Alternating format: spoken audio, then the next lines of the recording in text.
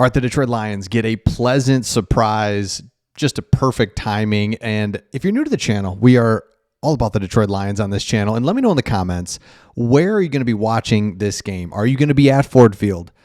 Do you get with a bunch of buddies? Do you go to a bar?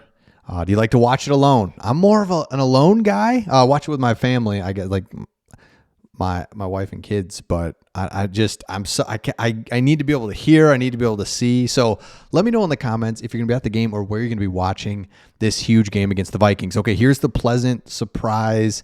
One of the things that you got to be excited about is this Jahmyr Gibbs led backfield is thriving for the Detroit Lions. So it's not Jahmyr Gibbs. We know, and actually he looks even better than I think we even thought he was, which is really hard to do. We knew he was really good, but this dude's just like, man, he's so good. Here is what it is. We felt all year long, Ben Johnson said that Gibby and Demo are equally successful doing the same things. And it really hasn't changed our mindset in the last couple of games because of Craig Reynolds. If you're like me, I saw Craig Reynolds come in. He hasn't played at all. Comes in against the Bears 2 weeks ago. Looks slow.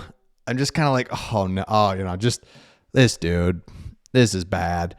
But you saw last week against the Niners, man, he really looked good. And we kind of predicted this. It was like, hey, he hasn't played.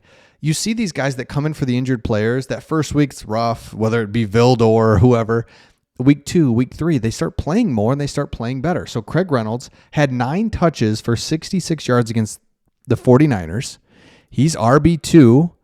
Jefferson and Vaki got in a little bit, but not much. But here's what Dan Campbell had to say. It's huge for Craig Reynolds. That's Craig Reynolds. It's what Craig does. He doesn't get hardly any reps all year, basically, because that's Gibbs and Montgomery. But then when David goes down, he gets a couple here and there. He gets in, mental work of prepping. He's on point, knows exactly where to line up. Alignment, assignment, effort, finish. He shows up once again for us. That's why we trust him. This is huge because we know Jahmyr Gibbs is our premier. I mean, I would argue he's the best running back in the NFL. He is more explosive than anybody. He's got better contact balance. He's a big dude. He can catch out of the backfield, right? So he's the best. Let's just say he's the best running back in the NFL. But you need somebody else. He needs rest. He needs all those things.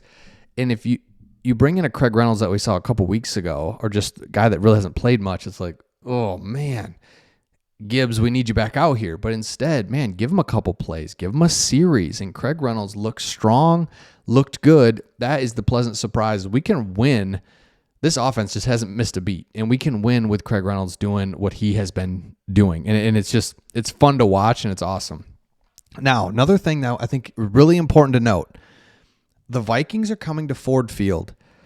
They have not seen the atmosphere, the Ford Field crazy atmosphere, because remember, this is their first time playing us at Ford Field this year. And last year they played at Ford Field when we had the division wrapped up. We were going to be the number 3 seed. They were the last game of the year last year. Already won the division, just lost that game to the Dallas Cowboys, who put us, I was like, well, we're basically going to be the 3 seed or whatever we were. Yeah, 3 seed. They have not experienced the playoff atmosphere type Ford Field that they're going to. So I just think this, we talk about it, but it is an X factor that is huge. It's going to, right here is fans must do their part. That's why I ask if you're going to be at this game, what it kind of looks like, because if you go to the game on Sunday, you have a job to do like the players do. And it is crazy. Like if you're there, we're all counting on you. Like it's weird. Like we're not counting on you, but we're like, man, we need you. We need you. You need to stand up the entire game. Get your food and drinks at halftime for kickoff. Be loud when the Vikings are on the field. Be quiet when the Lions are on at work.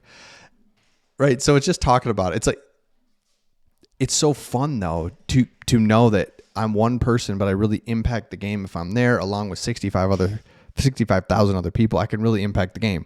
So the crowd this season at Ford Field is pretty good, loud, supportive, and most importantly, showing up to support their team. One thing that can happen is an invasion of Vikings fans, which won't. If you have tickets but can't make the game, know who you're selling your tickets to. Making money is great, but if you're giving tickets to a Vikings fan, even upselling more than worth, you're hurting your team in the end. So look, gets kind of serious there. I don't think the Vikings fans are not going to take over. Lions fans are showing up to this game 100%. If you can't go, you're not just, I get some people are going to sell them, but for the most part, you know a friend that's going. So this is a huge X factor. The Vikings have not experienced our crowds since we've ramped it up the last 2 years. Let's go. All right, another thing that everyone wants to know about Anzalone, and here we go. Ruled out for this game is David Montgomery and Emmanuel Mosley. Mosley's got an illness, which is disappointing because I think he's healthy. I don't know. I don't know if he is or not, but Mosley's out. Questionable. Craig Reynolds with a back. Dan Campbell said he should be okay. It's a new injury.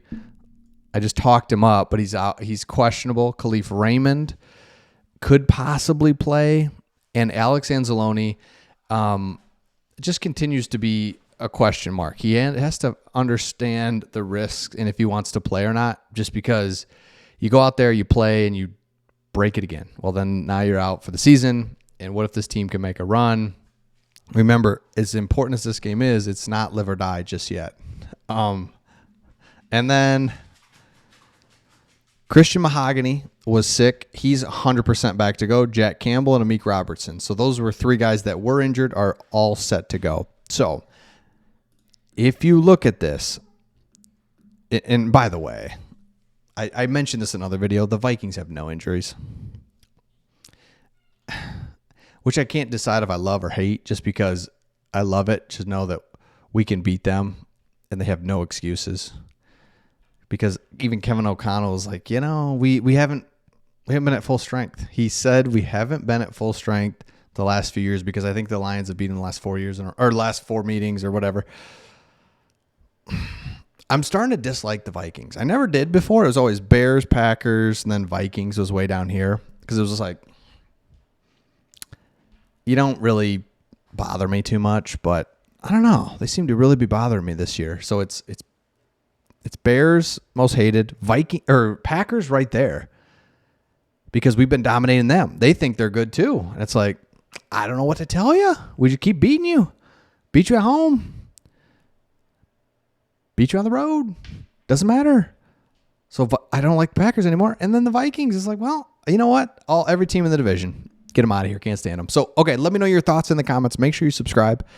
If you're new to the channel, if you have not subscribed, hit that subscribe button. That just means you'll be shown our videos when we post them. Let me know your thoughts, and we'll see all of you on the next one.